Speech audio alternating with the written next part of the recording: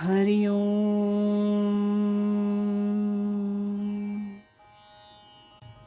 पूजनीय स्वामी भक्त डॉक्टर सुषमाताई वाटवे यांनी लिहिलेल्या स्पर्श परिसाचा या ग्रंथमालिकेतील पहिल्या भागाचं वाचन आपण ऐकत आहोत. आज ऐकूया यातील प्रकरण 2, रात्री दिवस आम्हा युद्धाचा प्रसंग, याचा भाग 5. स्वामी माधवनाथांनी मला लिहिलेलं पत्र. हे पत्र आहे 11 नोव्हेंबर 1978 या दिवशीचं. अखेर पक्षी आपला जन्म हा आत्मदर्शनासाठी झाला आहे. आत्मदर्शन म्हणजे स्वरूपदर्शन. स्वरूप म्हणजे ज्याला रूप नाही, रंग नाही, वर्ण नाही, व्यक्ती नाही, असं सूक्ष्म, अचिंत्य, अलक्ष्य. आपणाला अचिंत्याचं चिंतन करावयाचं आहे आणि अलक्ष्याला लक्षित करावयाचं आहे. यासाठी जीवानं सद्गुरूंना तन मन धनानं शरण गेलं पाहिजे. शरण जाणं सोपं नाही. एक वेळ देवाला शरण जाणं सोपं आहे, कारण देव काही आज्ञा करीत नाही. देवाची इच्छा आपणाला कळत नाही. देवाचे गुणावगुण आपल्याला दिसत नाहीत. पण सद्गुरूंना शरण जाणं अत्यंत अवघड, कारण ते देहानं वर्तन करत असल्यामुळं या ना त्या प्रकृतीच्या स्वरूपानं ते असू शकतात. त्यांची प्रकृती आपणाला नित्य अनुकूल असतेच असं नाही, क्वचित प्रतिकूल असण्याची शक्यता आहे. सद्गुरू काय बोलतात, कशासाठी बोलतात, तसं का बोलतात, एखादी गोष्ट ते का करतात, हे सर्वसाधारणपणे जीवाला कळत नाही आणि म्हणून शिष्य आणि सद्गुरू यांच्या प्रकृतीचा संघर्ष येण्याचाही संभव असतो. यावेळेला आपण स्वतःला पूर्णपणे बाजूला सारून आपली अस्मिता, आपला अहंकार, आपलं स्वत्व, आपल्या कल्पना, आपली मतं ही सारी बाजूला टाकावी लागतात.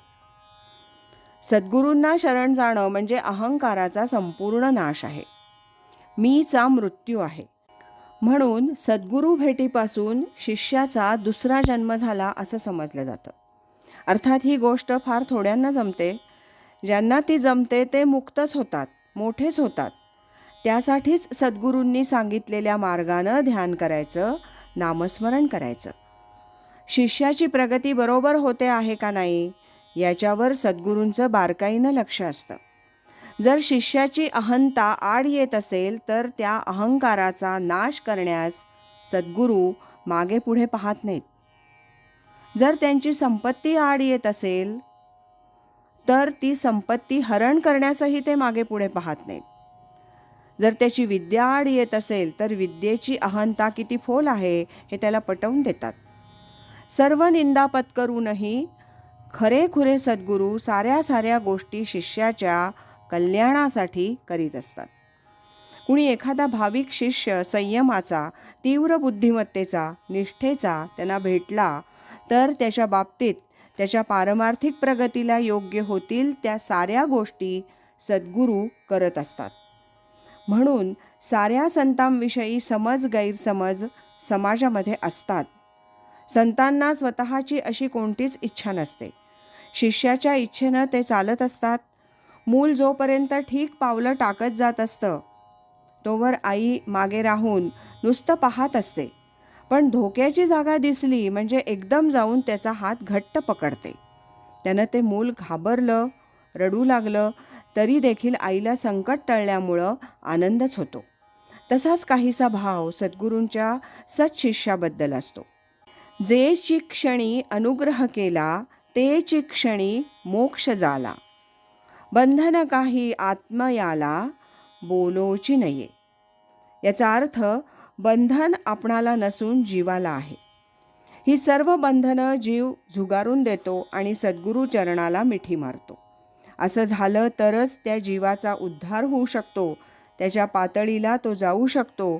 तुम्ही सद्गुरूंनी सांगितलेल्या मार्गानं जिथं जात आहात तिथं मनाची, बुद्धीची कसरत उपयोगी पडत नाही. तिथं शुद्ध श्रद्धाच उपयोगी पडते.